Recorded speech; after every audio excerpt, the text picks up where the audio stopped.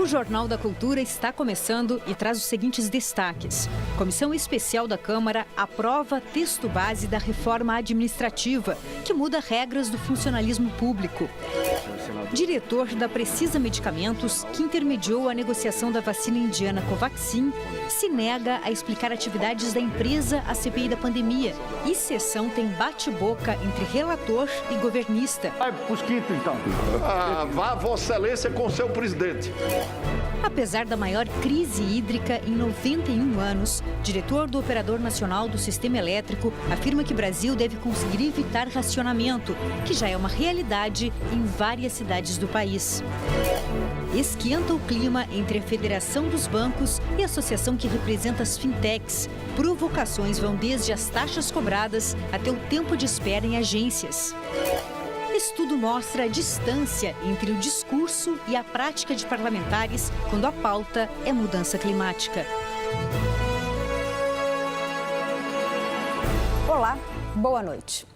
Hoje na bancada temos a jornalista Patrícia Campos Melo, colunista do jornal Folha de São Paulo, e o economista Alexandre Schwartzman, ex-diretor do Banco Central. E você pode fazer comentários pelo Twitter na hashtag Jornal da Cultura.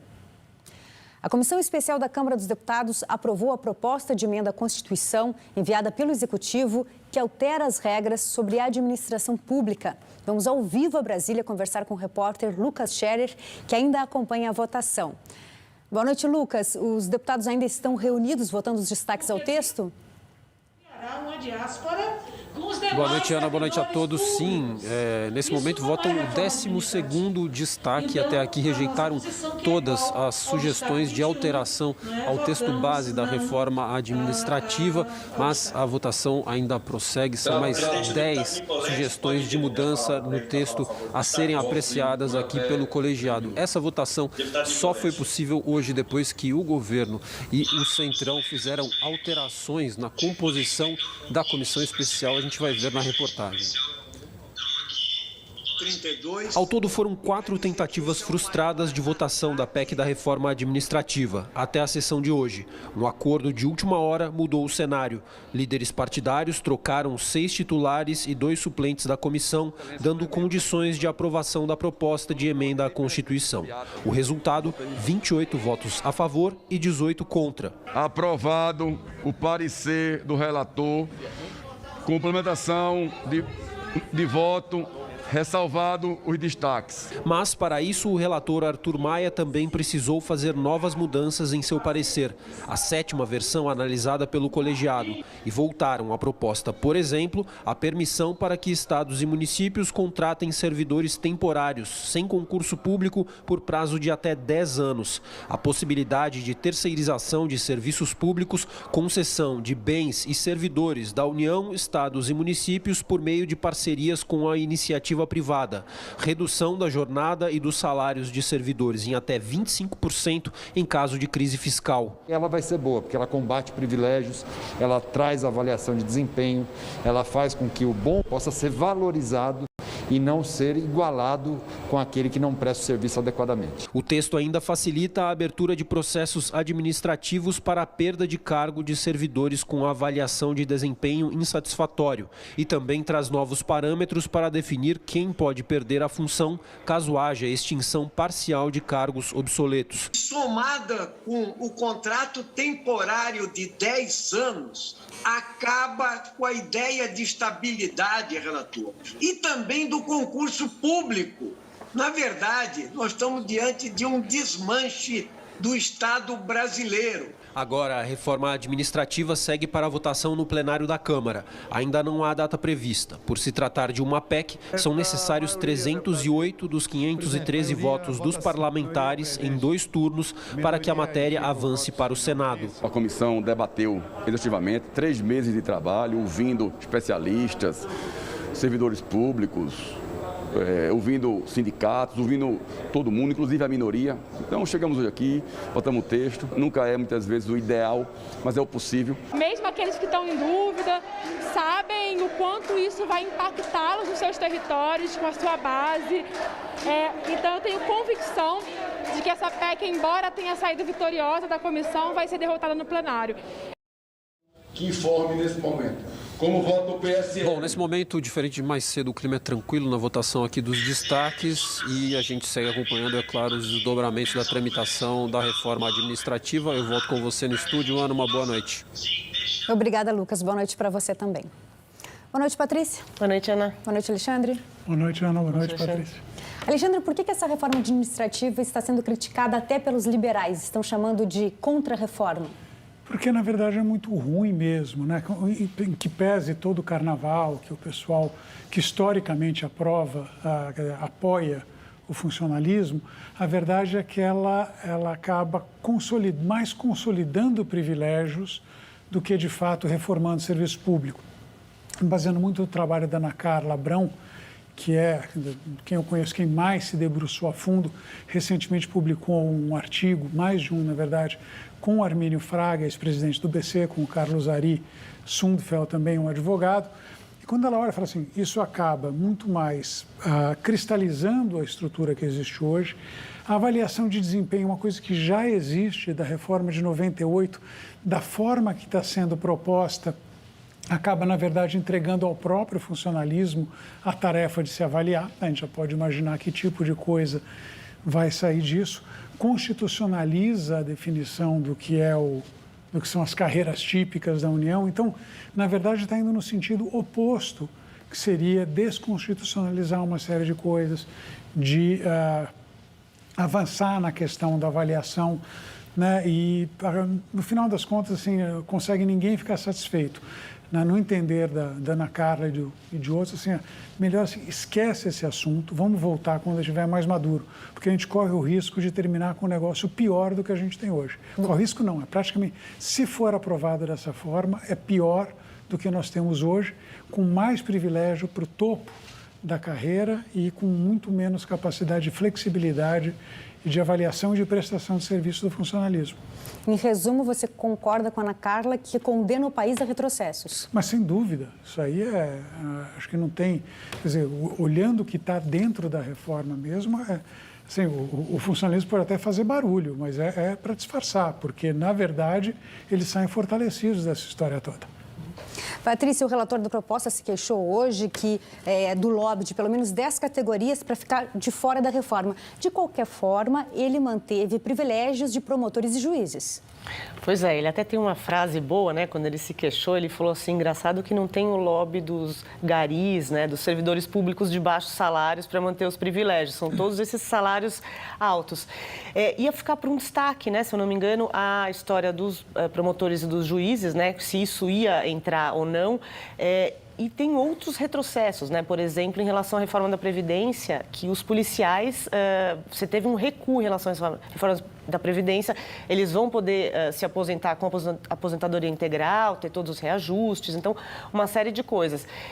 Eu acho que, de fato, como toda reforma, você tem um efeito muito grande desses lobbies mais organizados.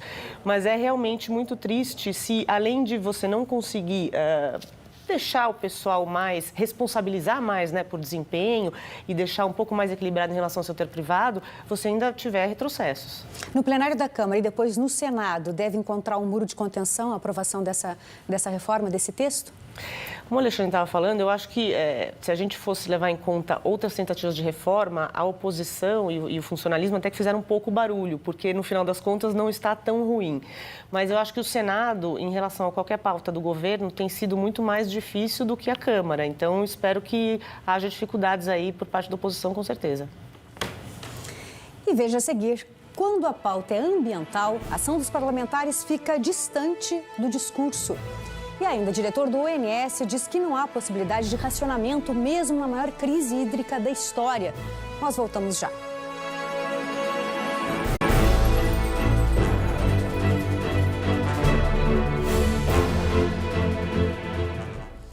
Apesar da pior crise hídrica em 91 anos no Brasil, o diretor-geral do Operador Nacional do Sistema Elétrico garante que não haverá racionamento de energia em 2021. Em meio ao risco de desabastecimento, a segunda maior usina térmica do país ficou 72 horas sem funcionar.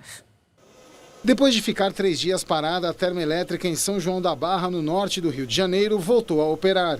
Inaugurada na quinta-feira passada, a usina foi desligada 4 dias depois por causa de problemas técnicos. A GNA 1 é considerada estratégica pelo governo para aumentar a oferta de energia e teve problemas operacionais durante testes em março. O operador nacional do sistema elétrico informou que a usina passou por ajustes comuns de início de operação comercial e que, apesar do desligamento, outros recursos podem ser utilizados para minimizar os impactos dessa ausência na geração de energia. As termoelétricas foram acionadas depois que o nível dos reservatórios das hidrelétricas começou a cair rapidamente. Os do Sudeste e Centro-Oeste, que concentram 70% da carga energética do Brasil, estão com um pouco mais de 17% da capacidade. Furnas, responsável pelo abastecimento de 17% da população da região, está com menos de 15% da capacidade. Em evento online dos jornais O Globo e Valor Econômico, o diretor-geral do ONS descartou a possibilidade de racionamento de energia este ano. Não há a possibilidade de um racionamento em 2021. Né? Para 2022, tudo leva a crer, tendo uma incerteza enorme no meio do caminho. Todos os recursos estão mobilizados para que não haja um racionamento em 2022. Mesmo discurso adotado pelo secretário do Ministério de Minas e Energia. Eu diria que esse conjunto de medidas, eles são suficientes hoje para atender os requisitos de energia e de potência em 21 e 22. Mesmo assim, o diretor do ONS não afastou a possibilidade de problemas de atendimento aos horários de pico nos próximos meses, quando o consumo é maior. Esse período, outubro, novembro, é um período mais crítico, a carga aumenta, o calor aumenta, o ar-condicionado aumenta, os reservatórios vêm mais baixos, mas aí a gente tem as termoelétricas e nós acreditamos que temos aí a condição de enfrentar mesmo esse problema de atendimento de pico com segurança. Essa crise não é de hoje, né? Nós estamos há 7 anos com 80% da média de energia entrando, e esse ano de 2021, 60%, muito baixo. Então, é muito grave a situação e isso me preocupa bastante. Especialistas criticam a demora do governo em agir e as soluções adotadas para conter a pior crise hídrica que o país enfrenta em 91 anos. Por outro lado, o diretor do ONS defende que tem agido com transparência. Imprevistos acontecem, imprevistos podem acontecer, mas nós acreditamos que, trabalhando com essa transparência, com a previsibilidade, a gente tenta amainar, diminuir a sua aflição e a aflição de toda a sociedade brasileira. Existe esse padrão e sim, ele foi também seguido durante o enfrentamento da crise hídrica. A gente vê o negacionismo, a gente vê a inação e a gente vê as soluções do tipo cloroquina, que nesse caso são representadas pelas térmicas. Este professor da UNB, que foi assessor da Agência Nacional de Energia Elétrica durante o racionamento de 2001, acredita que a medida já deveria ter sido adotada neste ano. Final de abril, com os níveis dos reservatórios, se eu tivesse naquela mesa que eu estava em 2001, eu recomendaria fortemente um racionamento, né? Você passar esses próximos meses com os reservatórios um pouco mais confortáveis, até para encarar o ano que vem, o ano de 2022. Né? Espero, sinceramente, que o governo esteja com os dados corretos e esteja, de fato, fazendo as contas com os limites mínimos para que o Brasil não venha passar por um apagão. Patrícia, tem 2 pontos aí. Primeiro, que racionamento já é uma realidade em várias cidades, em alguns bairros também. E segundo, a bandeira de escassez hídrica vai até abril. E no ano que vem, como é que fica? Pois é, acho que é um discurso absolutamente cloroquina, né? Como a especialista estava dizendo. Você tem algumas cidades que já estão tendo que fazer isso, porque os reservatórios estão no menor nível no Sudeste e no Centro-Oeste desde 2001, que foi a última e maior crise que a gente teve energética. Em relação à bandeira, a bandeira tarifária, né, que eles estão chamando de crise hídrica, da bandeira de crise hídrica, inclusive, pelos especialistas, deveria ser mais caro, deveria ter um acréscimo maior na conta de luz para funcionar mais, para desestimular o consumo das pessoas. Mas, como isso iria impactar ainda mais a inflação, que já deve terminar o ano muito acima do teto da meta, teve uma pressão. Então, assim, eles estão fazendo tudo, desde você ter o ministro da Energia dizendo que não há perigo de racionamento, ou o próprio pessoal do ONS mas você não aumentar o que deveria a tarifa, mas você negar esse nível e as térmicas já estão no limite de atividade, no ano que vem você tem zero folga para erro, né? Se você não tiver uma estação chuvosa muito excelente, é uma situação muito preocupante. Em período pré-eleitoral, o racionamento virou palavra proibida pelo governo. Exato, eu acho que a orientação é essa. Vocês podem falar qualquer coisa, menos racionamento. Alexandre, crise hídrica que não dá sinais de arrefecer e vem acompanhada de desemprego alto, inflação muito alta, atividade econômica que está ali perto de desacelerar. As incertezas estão se agravando? O quadro está certamente muito pior do que a gente imaginava. Isso expressa, acho que na revisão que tem sido feita sobre perspectivas de crescimento para o ano que vem. Esse ano está mais ou menos dada, até porque a base de comparação é muito fraca. Está garantido que vai dar 5% mais, né? Um pouquinho mais do que isso. Agora, para o ano que vem, que se esperava um crescimento ali superior a 2%, na casa de 2,5%, quer dizer, o consenso de mercado já está em torno de 1,5%, o pessoal mais pessimista já está falando meio, que é praticamente nada. E a questão energética é complicada. Assim, eu não sou um especialista no setor, eu tenho conversado com várias pessoas, o comentário é, assim, a possibilidade de ter acabar é baixa, pelo menos para esse ano. Né? Mas você vai ter que trabalhar o tempo inteiro com as térmicas, inclusive no ano que vem, você tá falando, mesmo se voltar a chover bem, você não vai poder usar a hidrelétrica até o final do próximo ano. Então é o tempo inteiro com energia lá em cima. E energia cara é uma coisa que complica para a empresa, complica para o consumidor.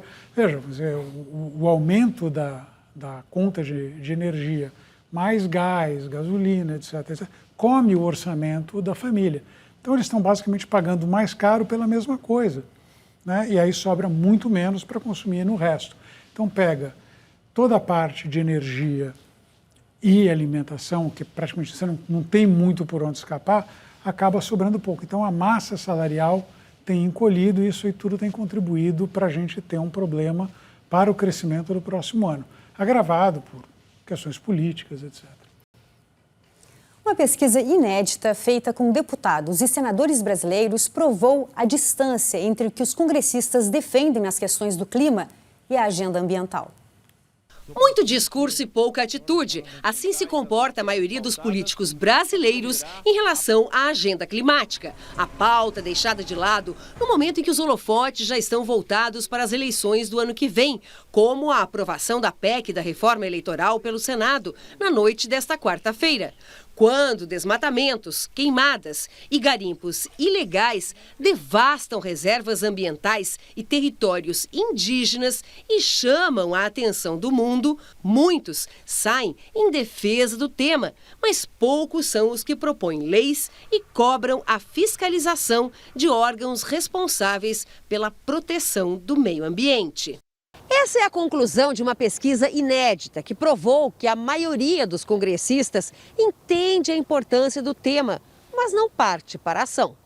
Foram entrevistados 159 parlamentares entre 25 de fevereiro e 26 de maio. 9 em cada 10 afirmam ter interesse pelo meio ambiente. O tema mobiliza mais os deputados e senadores da oposição do que os da base de apoio do governo. A quase totalidade entende que não há divergência entre crescimento econômico e a conservação ambiental, mas só 7% dizem que os colegas estão muito interessados no tema e apenas 15% avaliam que os eleitores consideram muito relevantes as questões climáticas. O que a gente percebe é que o parlamento não conseguiu entender ou agir com a gravidade que a situação demanda. A gente tem uma situação de emergência climática no mundo, esse é um problema global. A cabeça do parlamento, infelizmente, não é a cabeça com a urgência que o tema demanda. Chama a atenção também o fato da maioria dos parlamentares não se enxergar como parte da solução dos problemas ambientais e atribuir praticamente só ao executivo essa responsabilidade. A questão, segundo o estudo, é que o governo atual não é exatamente um modelo na proteção ao meio ambiente.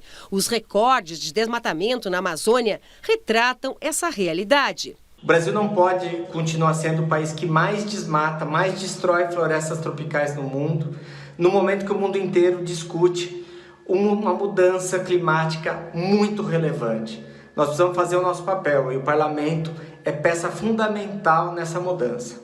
Aumentar a fiscalização é fundamental, mas quando questionados sobre a necessidade de fortalecer o orçamento do IBAMA, que sofreu cortes nos últimos anos, 91% dos oposicionistas são favoráveis, contra 53% dos governistas. Você tem os ruralistas que, para eles, não importa, podemos desmatar quanto for da Amazônia, fazer qualquer prejuízo para as próximas gerações de brasileiros, que eles estão só olhando o seu lucro nos próximos 2 ou 4 anos. Isto, basicamente, pode destruir a base econômica do nosso país para as próximas gerações. Nós temos que mudar o cenário político do Brasil.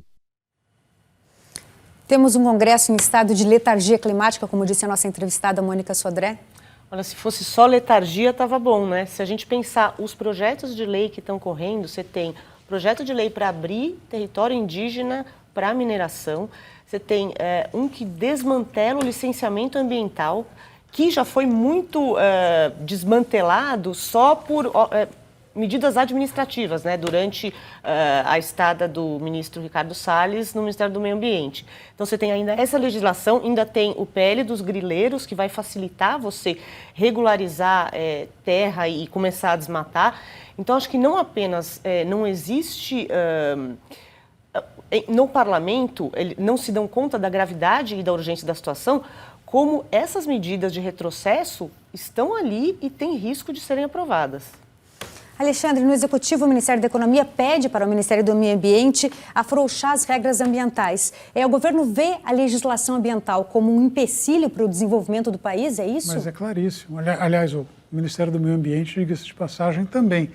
Né? O Congresso atira para qualquer lado, né? Em particular, quando não tem uma orientação mais firme do Executivo. Né?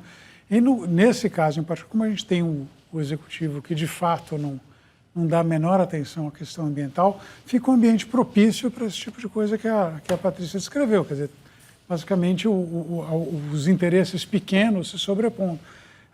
Pode até ser que o parlamentar, mas tem alguma razão. Quem deveria estar conduzindo isso era o Executivo, porque cada um deles tem um impacto muito pequeno. Então, se é a favor, todo mundo é a favor do meio ambiente. Se quer fazer alguma coisa, não, deixa o outro fazer. Né? Inclusive porque eu não vou fazer muita diferença aqui. Então, o que falta, acho que é uma postura mais dedicada do próprio Executivo. Agora, se chega ao ponto do Ministério da Economia, nesse ponto, a gente está bastante complicado, né? Patrícia, como você vê o consórcio Brasil Verde dos governadores para fazer frente a essa política ambiental do governo Bolsonaro? Super interessante essa movimentação dos entes subnacionais, né? Quando a gente teve todo aquele problema no início do governo Bolsonaro, que a Noruega e a Alemanha cortaram os recursos para o Fundo Amazônia, depois que o ministro Salles resolveu mudar ali a diretoria e fazer ali mudanças que acabavam com monitoramento ali de como seriam usados esses fundos. A gente já viu uma movimentação, principalmente dos governos que era do consórcio Amazônia, consórcio Nordeste, de negociar diretamente, por exemplo, com países, com a França, para garantir recursos. Por quê? Porque o governo federal, falando claramente, está com um filme tão queimado em relação à política ambiental que você não tem nenhum outro país ou entidades que queiram confiar no governo federal para isso, né? Mesmo nas negociações aí do clima, que a gente teve a reunião importante conduzida pelo presidente americano Joe Biden em abril, como o Brasil não mostra resultados concretos, né, das mudanças, a gente continua tendo desmatamento recorde, incêndios e toda essa promessa de ter metas mais ambiciosas não se concretizou, eu acho que os governadores vão se juntando e tentando, basicamente, desviar do governo federal e negociar diretamente. E veja em instantes, aumentam os atritos entre a Federação dos Bancos e a Associação das Fintechs. E ainda o diretor da Precisa Medicamentos usa habeas corpus e não fala sobre as atividades da empresa, a CPI da pandemia. Aguarde que voltamos já.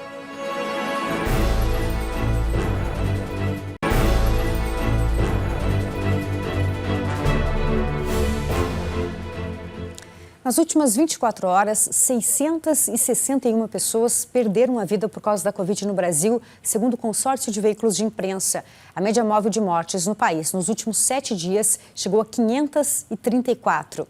Na tela em Uma Tarja Preta à sua direita, estamos mostrando os óbitos acumulados desde o início da pandemia. Já são 593.018 vítimas da Covid-19 em 1 ano e meio. A CPI da pandemia ouviu hoje o diretor institucional da Precisa Medicamentos, Danilo Trento, empresa que intermediou o contrato da vacina indiana Covaxin. Para os senadores, Trento se beneficiou do negócio bilionário que acabou suspenso por irregularidades. A CPI investiga se Danilo Trento atuava como sócio informal de Francisco Maximiano, dono da Precisa Medicamentos. Além do cargo de diretor da Precisa, Danilo Trento também é apontado como dono da Primarcial, empresa que tem sede em São Paulo, no mesmo local da Primaris, outra companhia que pertence a Maximiano. Trento foi questionado sobre a atuação na Precisa e sobre a relação da empresa dele com a de Maximiano. A empresa Primarcial, ela não tem relação com Francisco Emerson Maximiano e na Precisa como diretor institucional. Repetindo, a sua participação é na empresa Primarcial, apenas nela? Sim. E a Primarcial, o senhor está dizendo que não tem nenhuma relação com o Maximiano e com a Precisa? Não tem. Nem com a Precisa? Senhor senador, com devido respeito, irei exercer o direito a mim, assegurado, e permanecer em silêncio. Danilo Trento se recusou a responder a maioria das perguntas, respaldado num habeas corpus concedido pelo Supremo Tribunal Federal, que garantiu a ele o direito ao silêncio para não se incriminar. O empresário confirmou ser próximo a Maximiano, mas não deu detalhes sobre o papel dele nas negociações da vacina indiana Covaxin e quanto a Precisa receberia por intermediar o contrato. Senhor senador, eu como diretor institucional não participo das negociações, então não sei lhe responder. Em depoimento na semana passada, o lobista Marconi Faria afirmou que Trento era dono da Precisa. Segundo Marconi, o empresário teria repassado um documento que ensinava como burlar uma licitação na área da saúde.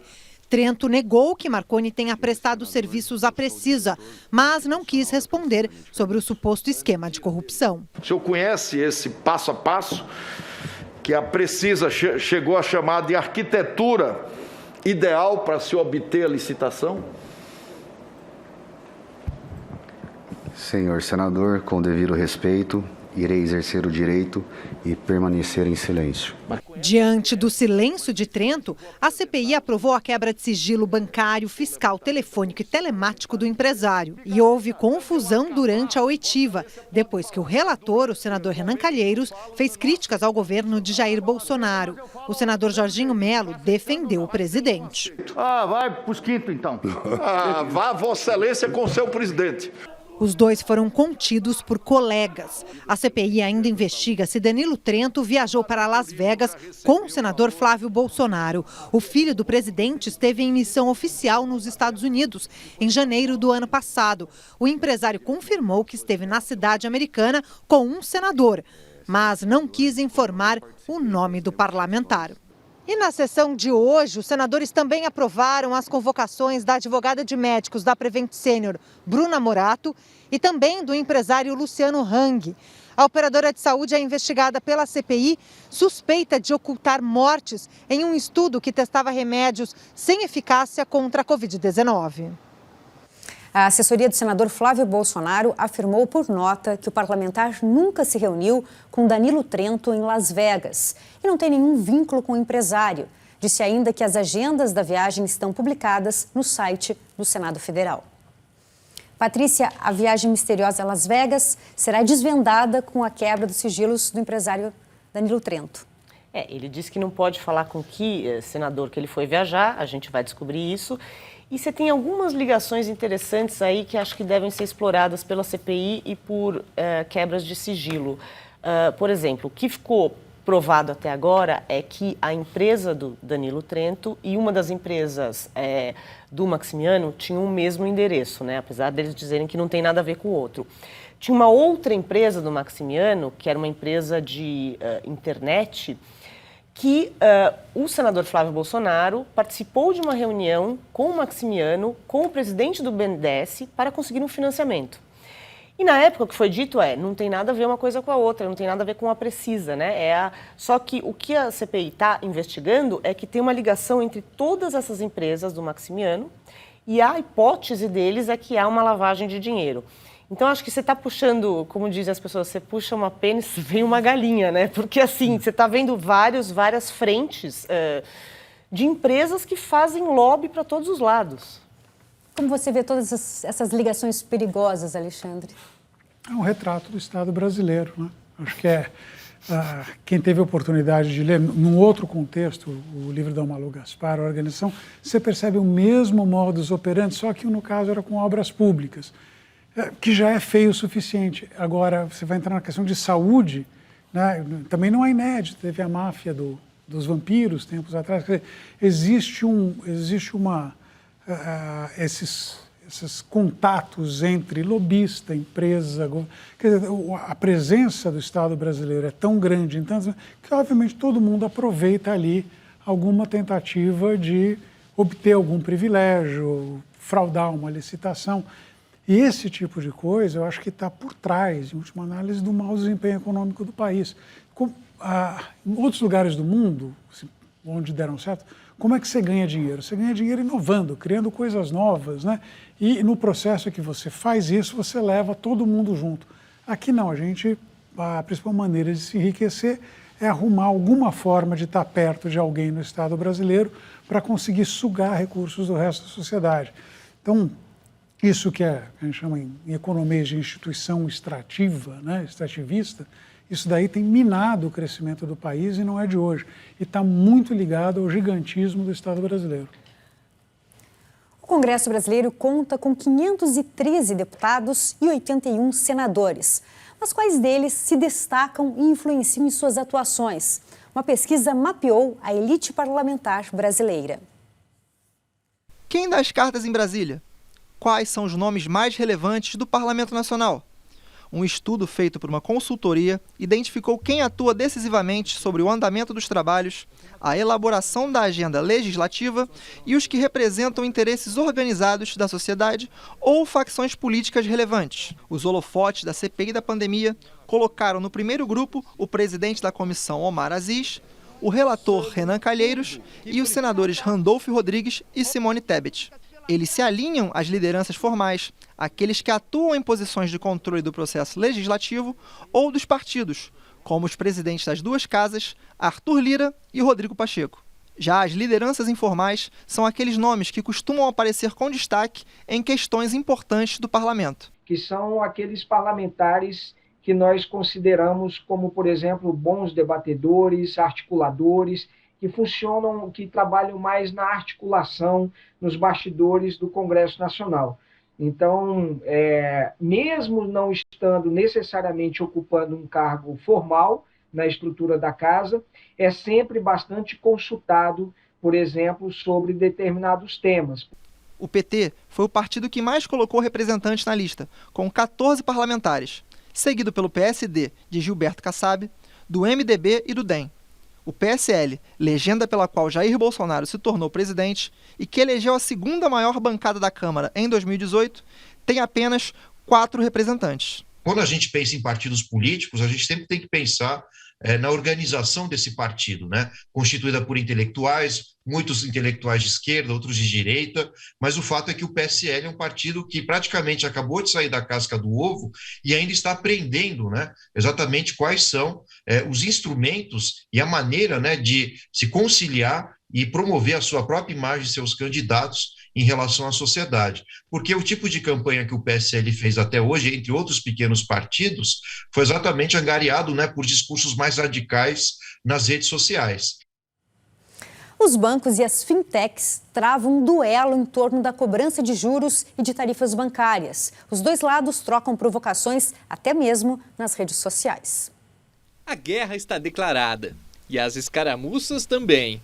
O caldo entre os bancos e as fintechs começou a esquentar do ano passado para cá e vem ganhando novos capítulos. Na semana passada, A fintech Mercado Pago, braço do Mercado Livre, levou uma pessoa vestida de dinossauro para a porta de agências de grandes bancos em São Paulo.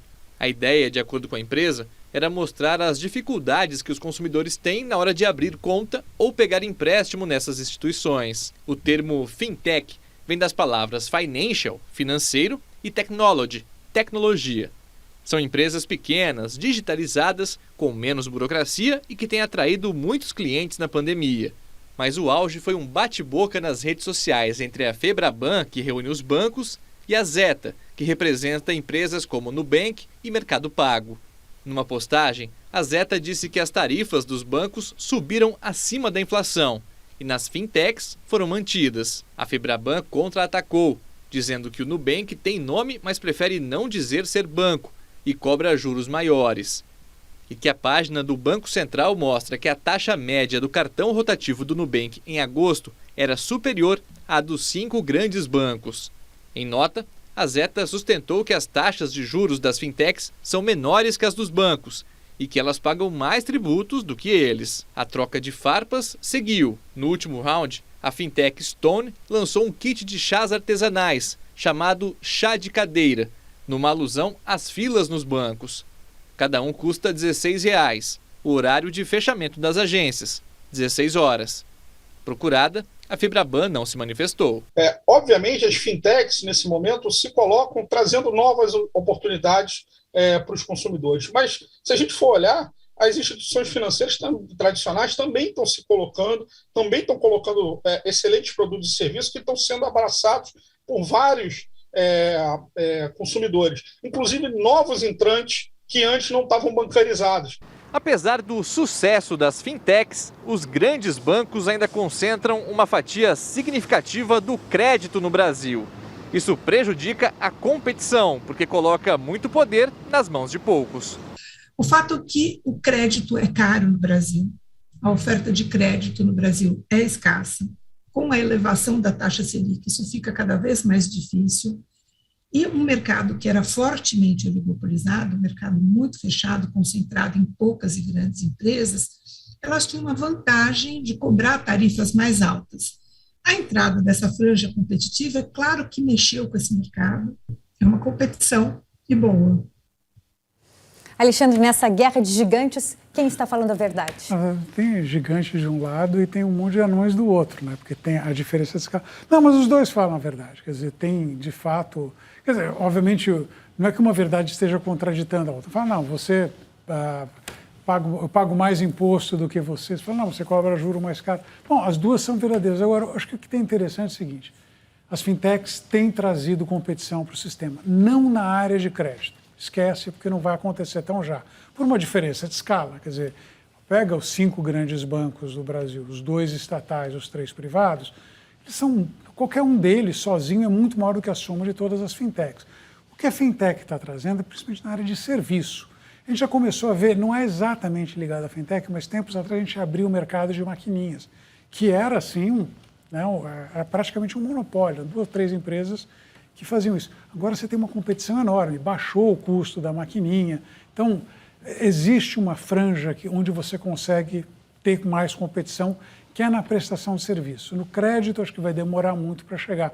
Mas é importante que tenha, acho que a gente tem que fomentar isso. E, aliás, isso é uma agenda que começou ainda quando o Ilan era presidente do Banco, Ilan Goldfein era presidente do Banco Central, agora o Roberto Campos também está tocando, quer dizer, tem um movimento do regulador no sentido de incrementar a competição. Como disse, no crédito pouco, mas no serviço já começa a melhorar um pouquinho mais, né? Alexandre, sobre a Selic, como você leu o comunicado do Banco Central ontem, que veio bem mais pessimista em relação à inflação do que nos comunicados anteriores e alertando para o risco fiscal? Bom, a questão do risco fiscal eu tomo cuidado de acompanhar vários, é igual, é copy-paste de um para o outro, então não tem... O próprio Roberto andou, uma época, subindo o tom, deve ter criado um mal-estar, porque ele já baixou. Então, essa questão fiscal está sempre como um pano de fundo, mas não foi exatamente uma novidade. O que tem de novidade é uma percepção de que, sim, é um problema mais complicado, né? As projeções do Banco Central subiram para o ano que vem, estão acima da meta. Primeira vez que o Banco Central mostra inflação acima da meta. E eu não concordo com a visão deles de que a manutenção do ritmo vai entregar a inflação na meta. Não vai. Eles vão ter que, em algum momento, acelerar ou admitir que 2022 não vai dar para entregar a inflação em 3,5%, que é a meta, vai para cima, vão provavelmente adiar para 2023. Quando eu estive no Banco Central, lá em 2004, a gente fez uma coisa parecida, então não vou criticar esse tipo de postura, acho até adequado. Só lembrando que se você faz isso muitas vezes, aí você corre o risco de entrar na dinâmica que tinha na época do Tombini, que prometia que sempre... Parecia, a mesma forma que o Paulo Guedes promete reforma tributária para a semana que vem, o Tombini prometia que convergia para a inflação no ano seguinte. E nunca vinha, como nunca teve uma reforma tributária, né? Mas acho que o dilema do Banco Central é esse, é escolher qual que é o ritmo que ele vai trazer a inflação de mais de 8%. Esse ano, vai terminar em 8,5%, por aí, para um valor perto de 4% no ano que vem, porque acho que assim, a meta mesmo, 3,5%, não vai dar, não. E veja a seguir. Apesar das geadas e da seca, PIB do agronegócio cresce quase 10% no primeiro semestre. Aguarde que voltamos em instantes.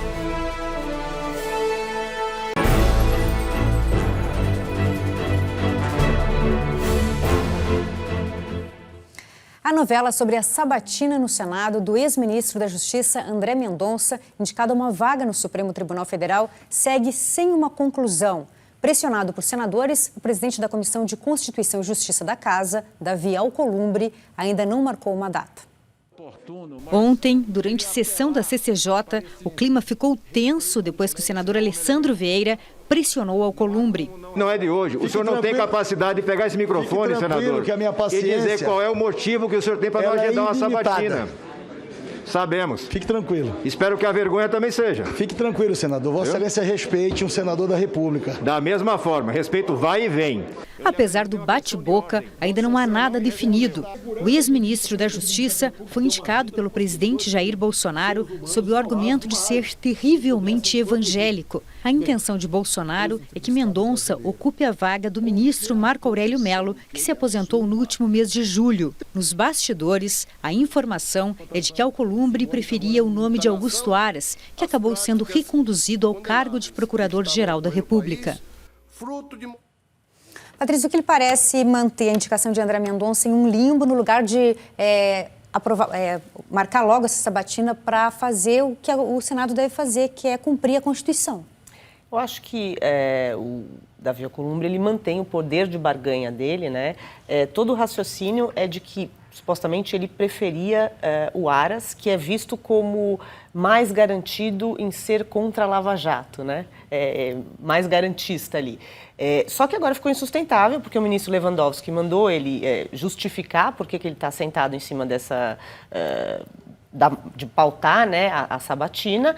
Ele está sendo pressionado agora pelos evangélicos. Ele também vai enfrentar uma campanha à reeleição, o senador, no ano que vem.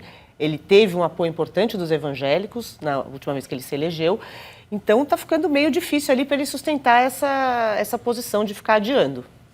Patrícia, a má vontade com o André Mendonça e também com o presidente Bolsonaro no Senado pode se reverter em rejeição na sabatina, ou isso é impensável porque vai criar uma crise institucional sem precedentes? Olha, sem entrar no mérito, né, da qualificação do notório saber do André Mendonça para o cargo, se a gente tomar em conta, por exemplo, como ele usou a Lei de Segurança Nacional, quando ele era ministro da Justiça, para perseguir opositores do presidente, mas sem entrar nisso, a última vez em que foi rejeitado um indicado foi no governo Floriano Peixoto, no século XIX. Então, eu acho que seria, assim, uma coisa bem impactante, né, se isso fosse feito. Eu não acredito que o Senado vá tomar esse passo. Chance próximo de zero. O agronegócio é reconhecido como um vetor crucial do crescimento econômico brasileiro. Apesar das geadas e da seca, que atingiram em cheio as lavouras e plantações, a expectativa do setor é de expansão este ano.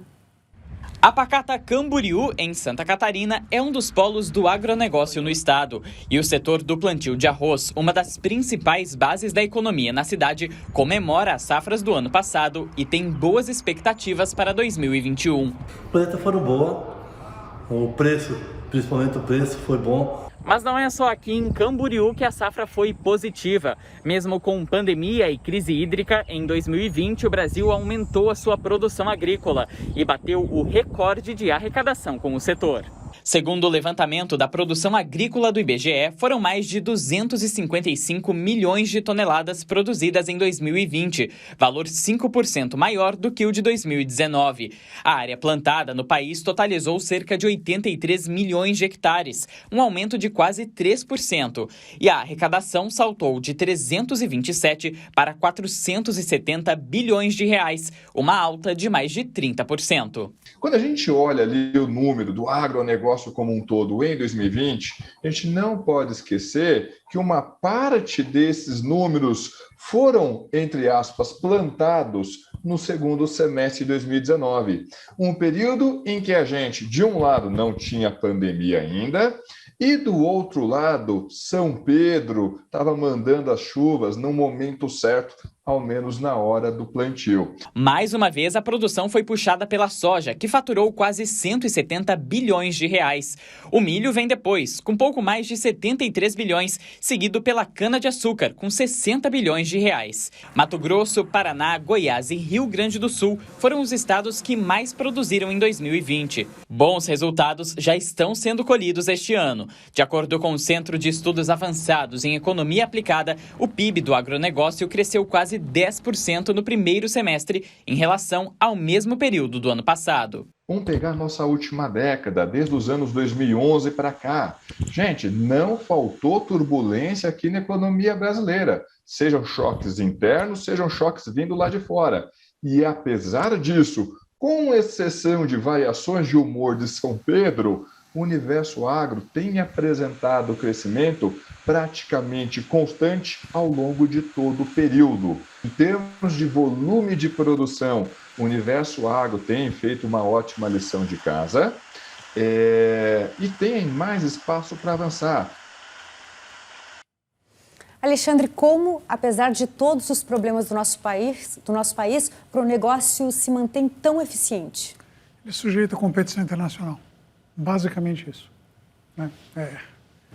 Ao contrário de quase tudo na economia brasileira, que é extraordinariamente protegido, esse foi um setor que boa parte dele já nasceu voltado para fora. Soja em particular, a gente consome uma fração ínfima daquilo que... E tem que competir. E para competir precisa de tecnologia, e os caras vão atrás. Né? O que falta é infraestrutura. Né? Eu cansei de ver, assim, na época que eu ainda ia visitar esses caras, agora não vou faz tempo, não vou a lugar nenhum, né? Porque, não com a pandemia. Mas era assim, a demanda principal do agronegócio era assim, não, a gente precisa de estrada, nada mais, estrada ou estrada de ferro, alguma coisa que permita que a gente vá explorando. Né? Eu estava vendo aqui na matéria do IBGE, né? Você vai ouvir falar que uma cidade que lá na Bahia, né?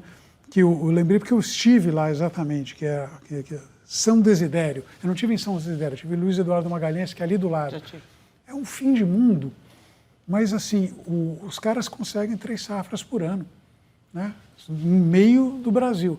Na hora que der infraestrutura para esse pessoal, eles vão decolar ainda mais. Então, embora tenha aumentado a área plantada, muito do que está acontecendo é sempre de aumento de produção por área. Então, é uma vantagem, porque acaba, não está tão ligado à questão de desmatamento, inclusive não nessa região que é cerrado, etc., não é exatamente esse tipo de problema que a gente deveria se preocupar.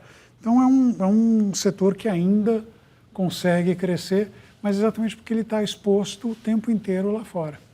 Agora, Alexandre, o agronegócio tem expandido também a rede de serviços ligada a ele, tipo tecnologia, por exemplo? Ele é mais tecnológico do que a gente imagina, quer dizer, virou lugar comum. A Embrapa, né, é um dos raros casos de sucesso no setor público, exatamente porque foi capaz, por exemplo, de criar tecnologia para que a gente pudesse explorar o Cerrado. O Cerrado tem características próprias, há 30, 40 anos era absolutamente inviável produzir lá. E agora virou uma fronteira agrícola extraordinariamente dinâmica. E aí, então, tem coisas, assim, máquinas, eu me lembro, tempos atrás eu estive num desses eventos, tinha o diabo de uma maquininha que ia lá jogando herbicida, mas não para fazer aquele negócio de jogar herbicida em tudo. Tinha uma microcâmera que vinha, ele jogava ali uma dose, uma outra dose. Então, ambientalmente é melhor, não é também a maior preocupação dos caras, vamos falar a verdade, mas usa muito menos herbicida, então tem impactos menores, o custo é menor, a margem é maior. Então, tecnologia está na raiz. E por que eles têm isso? Porque se eles não tiverem, eles não conseguem competir com o cara do Canadá, não conseguem competir com o cara da Argentina, não conseguem competir com o norte-americano. Então, eles têm que... eles estão o tempo inteiro sob essa pressão, né, e têm entregado. E, em particular, esse ano tem se beneficiado pelo fato de que os preços subiram muito e como o dólar também ficou mais caro, estão enchendo a burra de dinheiro. Só que São Pedro não está ajudando, aí vai ser outro problema. Agradecemos a presença da jornalista Patrícia Campos Melo e do economista Alexandre Schwartzman. Muito obrigada. Boa noite. Obrigada, Ana. Boa noite. E nesta edição, quem vai dar o nosso boa noite é o Hélio Fonseca. É que hoje nós comemoramos o Dia Internacional da Língua dos Sinais, comunicação específica para pessoas surdas. Nessa língua existem sinais para quase todas as palavras conhecidas, que são ditas através de movimentos das mãos, além das expressões facial e corporal. No mundo todo, são mais de 300 variantes desta forma de comunicação. Uma delas é nossa, Libras, a língua brasileira de sinais que a TV Cultura utiliza em toda a programação, garantindo informação e entretenimento para todos. Muito obrigada pela companhia e uma ótima noite.